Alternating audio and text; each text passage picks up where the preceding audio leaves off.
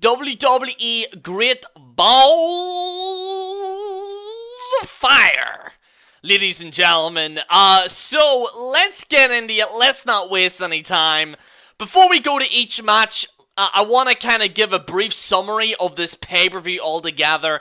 Did I enjoy the pay-per-view? Somewhat, yes, I did. I did enjoy it. The fucking Roman Reigns, I'm going to go into heavy detail on this at some point in the video, but I fucking loved what they did with Roman and Braun Strowman. I love that shit. You know, because it was so shocking to me. Like, a lot of people say, oh, some people are saying it's boring. I mean, come on. From the moment that Roman, you know, fucking, I was shocked even beforehand when Roman, like, just got out and started, like, spearing him in, and he drove off in the ambulance. I went, okay, it's gonna be him driving off, and then that'll be it, and then I'm like, okay, so he's driving down the car park, he's probably gonna leave him or something like that. And then he stopped, and I'm like, right, okay, what's he doing? And I seen him in the mirror. As soon as I seen that point when he was looking in the mirror, I went, oh, hang on. Wait, what? And as soon as he did it, like, it fucking crashed right in the back. The whole thing's crazy. Very well edited, mind you. I have to say, very well edited the way they did that. Roman just ran right in the back of it. Kurt Angle's like, what the fuck are you doing, big lad? Like, what are you doing? You just killed the dude. You just killed him. What I loved, the imagery, because I'm a big fan of filmography and imagery and stuff. The crash itself was amazing, but the image of Braun Strowman coming out, blood plastered all over. I also love that little touch where he had his hand on, and a lot of people are going to think, oh, Jerry's turning, you nerd. Just calm down, okay? There's not a lot I can praise about WWE about this, but just please, just let me explain. When Braun's going down and his hand itself with the blood trail on the van, just the imagery of it I love, because it says it tells you a bigger story. And I've said this for fucking years. I don't know, is WWE listening to me? I don't know. You know, pay the general some of his money. I'm only joking, by the way. I'm not saying that they copy me, but like, just the imagery of it, like, I just loved it. And it was, and then they did, like, Heath Slater was in a match after. I'm like, oh, get away from me. Hang on, what's going on here? What's going on? But see, the Heath Slater match, I felt, was somewhat necessary. A lot of people are like, oh, it's not necessary. But if you look briefly, it wasn't about the match. It was them, like, actually to add dramatic effect. Now, something got taken away. Michael Cole doing his, you know, I don't know what to do. Like, stop it. You know, like, when Michael Cole at the end, like, you know, doing his thing, that was somewhat a bit, I think they should have just not had them, you know, like, yeah, talk about it, but don't do the, oh, I think he's dead, like, you know, this type of thing. I just hate that, you know what I mean? But just the imagery of them, like, because that was a big event. They even got, like, to open the door. I think it was Jimmy Noble was there as well. Like, people were cheering for Jimmy Noble.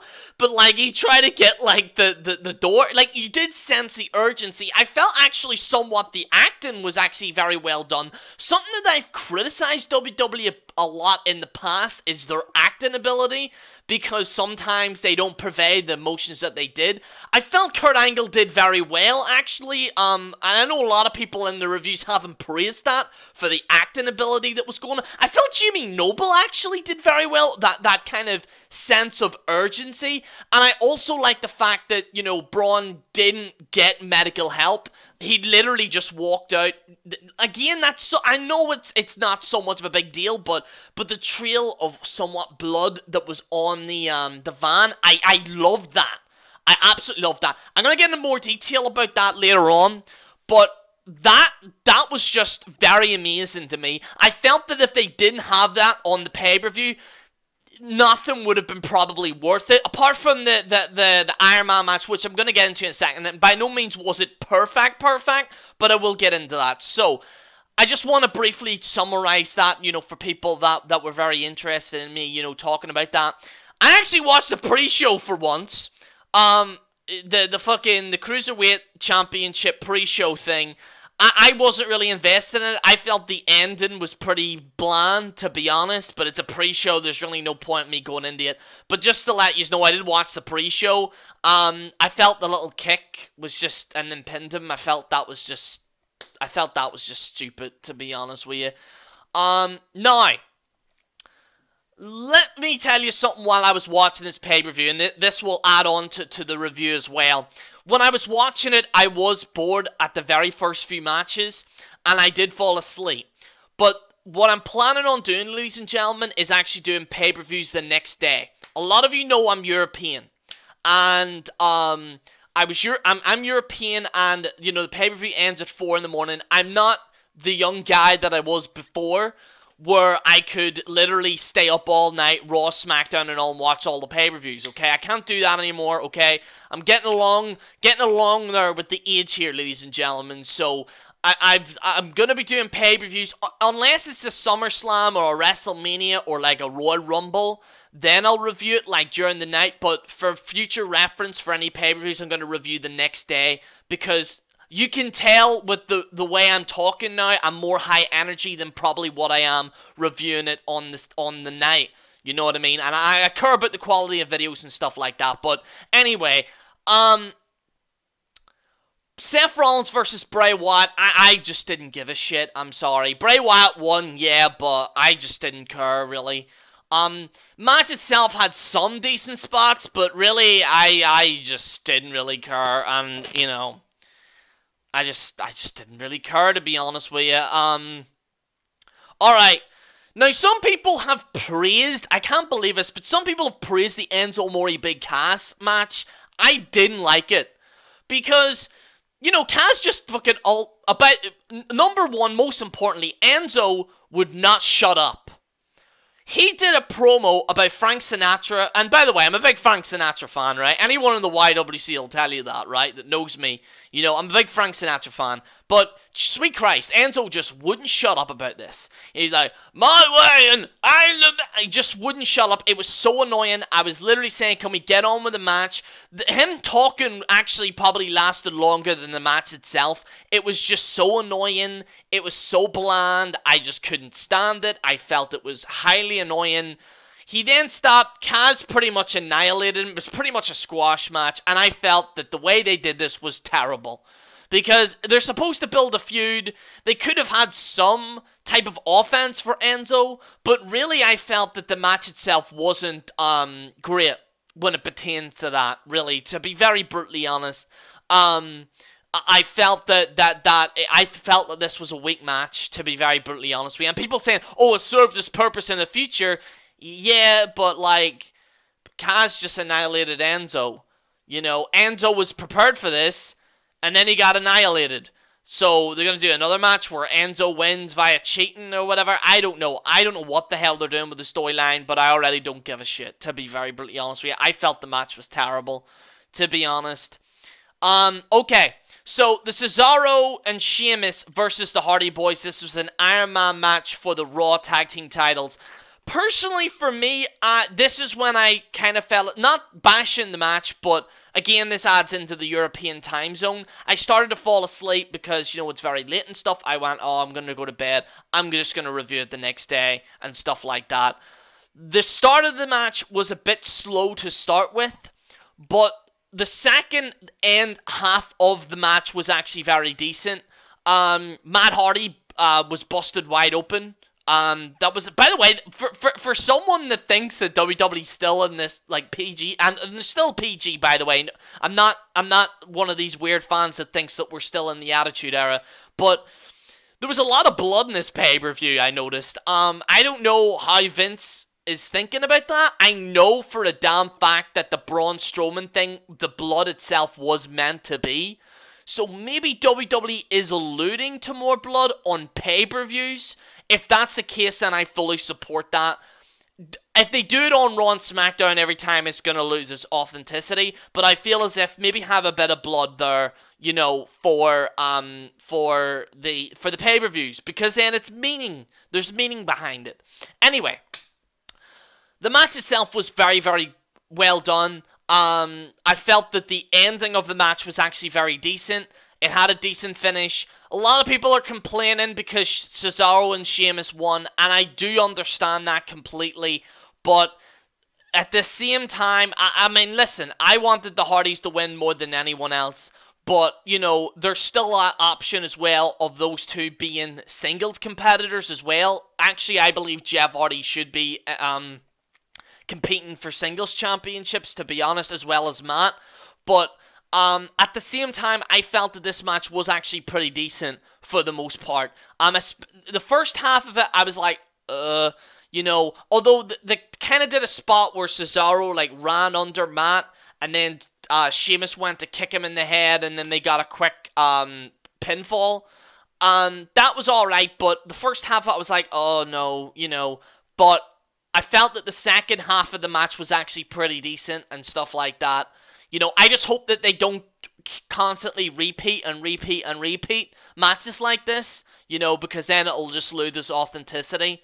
You know what WWE's like, you know what I mean? Okay, yeah, so Alexa Bliss versus Sasha Banks for the Raw Championship. I didn't see that much this match, I have to be honest. It, yeah, resulted in a countout. Yeah, because I seen the end of it and it was countout and I just couldn't be arsed watching it. Because, really, and I say this time and time again, a countout should not be on a pay-per-view. It should not be on a pay-per-view, absolutely not. So, we're just going to move on from that.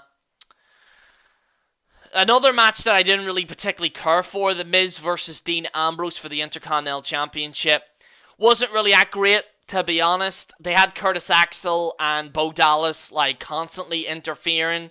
And it's gonna, I think that this kind of thing might get boring very quickly with The Miz and his Miz-tourage now that they're calling it. Sorry. But, you know, I just, you know, I just hope that if they are doing this, that means that The Miz is going to have the Intercontinental Championship for a very long time. Which I hope they don't. I really wish they gave the Intercontinental to someone else. Because I felt like Miz has literally been glued to that Intercontinental Championship for ages and ages and ages. And stuff like that. Okay, Roman Reigns versus Braun Strowman in the ambulance match. Okay, so there's two parts to this. We're going to review the match, and then we're going to review the aftermath of it. I've already gone into detail at the start of the video, but the match itself was actually pretty good. It had a lot of spots that we've seen on Raw, which I was like, no. But there was somewhat of a sense of urgency in these ambulance matches. This is something that I feel as if WWE should be doing more, because whenever there's like a buried alive match, or, you know, even a Money in the Bank, really, or, like, you know, whenever a match stipulation is not to pinfall or submission, it's to either grab an object or to throw an opponent in there. I felt as if some of the wrestlers, whenever their chemistry's going around, that they don't build that up very well. I do think that Roman and Braun did very well with that, with the chemistry of trying to put them into the ambulance and stuff like that. I felt the match was actually pretty decent, but it was nowhere near as fucking crazy as what happened after this.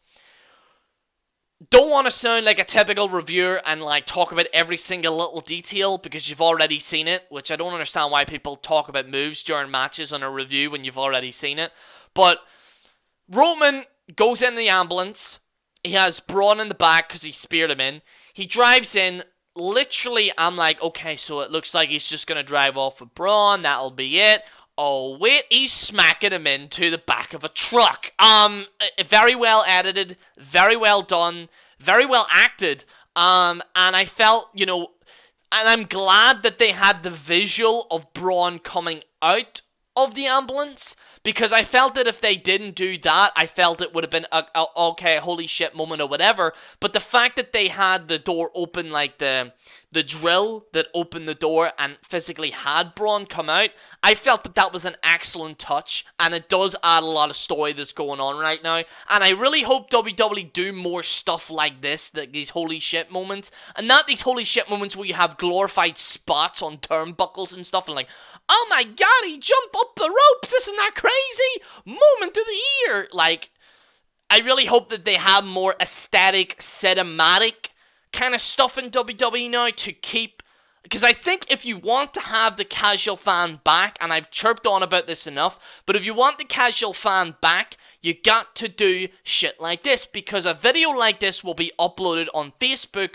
or YouTube, and someone that may have not seen WWE for years and years and years might be on their Facebook, see the video and go, oh, I might have to check out WWE now. That's what brings casual fans back, and that's something that a lot of people, and here's the thing, a lot of people are complaining about this pay-per-view, and trust me, there's a lot of complaints behind it, absolutely. It's not a perfect pay-per-view that people are saying, but I did enjoy this segment. Absolutely fantastic.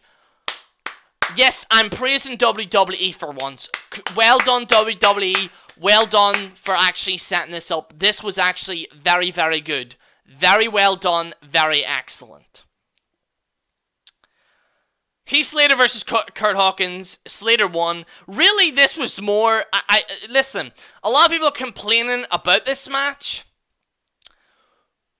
Reason why I felt that this match was somewhat necessary, I know people were cheering for we want Balor, but the fact that there was almost a sense of urgency where they were in the ring and that they were constantly looking like that, because it added more certification and more tension for what we just seen.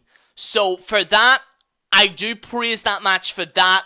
I didn't really see much of it, to be honest, through the whole thing. I was more trying to skip to the parts where I seen about the Braun and Roman thing. But you know what? It served its purpose. It is what it is. And also, it's good to see Heath Slater win. He gets a lot of shit. A lot of people saying James Ellsworth is the best comedy act in WWE. That's bullshit. I think Slater's actually a hell of a lot more funnier than fucking James Ellsworth, to be honest. But at the same time, though, it was a forced match. I can understand why some people might think it's a mistake, by the way. I do understand that completely.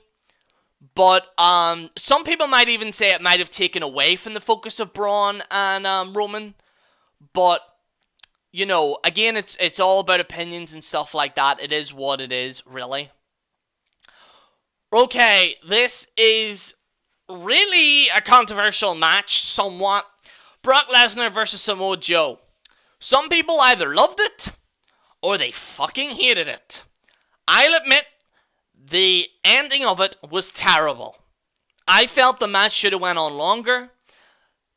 Joe does look well built in terms of that, because he, you know, was cheating. We actually, this is the more heelish Samoa Joe that we've probably seen, you know, really since ever, really. He was doing low blows, he was doing everything to beat Lesnar. I will say it was a bit cheap for Joe to do all that, and then all of a sudden Brock just goes, boom, 1, 2, 3, that's it. That was a bit cheap, I will admit. I felt that the match could have went on longer. Not a great main event, to be honest. I will say that. If it wasn't for the Roman thing, I felt as if this pay-per-view probably would have been a hell of a lot lower, and stuff like that. Also, as well, on the Roman Reigns Braun thing, I've heard people say that Roman is a heel. At this point in time, that isn't an official heel turn, because, you know, Braun's technically a heel, so it's technically not a heel turn, but I do like what they're doing with Roman, and a lot of people might be shocked by me saying that. But the reason why I think that is very obvious. Unfortunately, when Roman debuted and when Roman won the championship, it was a John Cena 2.0 run. It was. Whether you like to admit it or not, even to Roman Reigns fans, it was. But what they're doing with Roman is that they're trying to distinguish almost the difference between Cena and Roman. now there's somewhat of a difference. Majorly being John Cena actually cared for the people that booed him, and he would try and be good in order to win. Roman, on the other hand, doesn't really give a shit when people are booing him, and will do what he does, but he still holds morals of almost being good. That I do enjoy. That I do, and I do think that they should delve more into that with Roman. I do believe turning Roman ultimately heel, it could either be a good thing or a bad thing. Good thing because then people might actually like him somewhat, but a bad thing because it will take what they're building up with Roman now. I do believe that they're going to try and make Roman not a full-fledged heel, but more of a anti-heel, if that makes sense. He's an anti-heel because he's getting booed, but he will do somewhat heelish things, but he still holds up a moral of being, you know, this is my art and all that there. That I do enjoy, and I hope that they go into more detail of that with Roman, I will admit. This pay-per-view is very hard to grade because on paper it should be a C, but on pretty much any other standpoint it should be a B+, okay? I'm going to give this a B, somewhat between a B- and a B. The reason why I'm grading it that way is because A, it's not going to get an A because some of the matches were pretty much abysmal, to be honest. The main event wasn't that spectacular, to be honest. But at the same time, with this thing that they did, it did intrigue me a lot. I actually was shocked when it happened. And for WWE to do that to a 26-year-old man like myself, that's a pretty good accomplishment. And here's the thing, a lot of people are going to be very shocked by this review because it's actually me praising WWE, not all the time on this review, but I do praise WWE when they do something right, and I do bash WWE when they do something right. The same with any other wrestling company. If they do something good, they do something good. If they do something bad, they do something bad. And if you are one of those guys that wants to see more blood and you want to see it, then this is pretty much the pay-per-view for you. You know, also another criticism of this pay-per-view, a lot of heels won again. This is really a problem that I've noticed, and that's why a lot of people actually don't like the pay-per-view, because a lot of the heels win. Because, you know, the person that won should have won, and that person should have won, and blah, blah, blah. You know, it's a storyline. Again, this isn't a top-tier pay-per-view, really. It's not a SummerSlam or a Royal Rumble or a WrestleMania.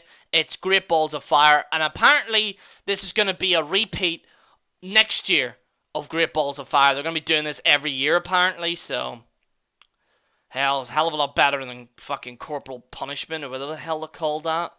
Ugh. It is what it is, people. I did enjoy some of the pay-per-view. I thought it was pretty decent. This gets like a B-, B. It's in that type of realm. More of a B- than probably a solid B, if I'm being brutally honest. But, guys, I really hope you enjoyed this review. Let me know what you think in the comments below. Whoa, bit of a long fucking review there. But yeah, guys, I'd like to thank you so much for watching. This is General Jerry on the General Jerry channel. Oh, I was on the Joe Cronin show last night, so make sure to check that out. I'll post a link in the description below for you guys to check out. I was on the Joe Cronin show last night there. We were discussing about WWE and stuff like that. Actually very successful. Got over like 100 likes on it. I thought that I was a bit worried because, you know, some people, you know, might not have heard of me. A lot of you now are actually seeing me on that podcast and have come over here. So hello and welcome to the General Jerry channel. I hope you guys enjoy yourselves. And yeah, thank you so much for the subscribers. We actually generated a lot of subscribers yesterday because of that. So guys, thank you so much for that. We're on the road to 4,000 people. On the road to 4,000 motherfuckers. So, thank you guys so much for your support. This is General Jerry on the General Jerry channel. Signing out.